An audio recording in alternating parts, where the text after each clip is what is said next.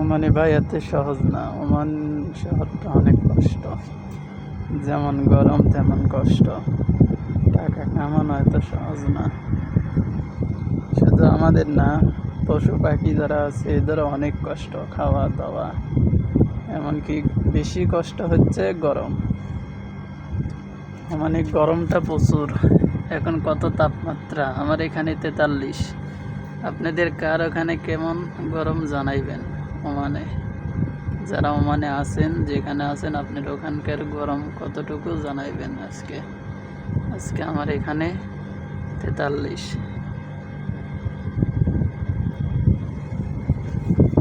জানাইবেন। 70 সাইডে শুধু গরম আর গরম, আর শুধু পাহাড়, তাছাড়া আর কিছু নেই। মানে সব শুধু গরম।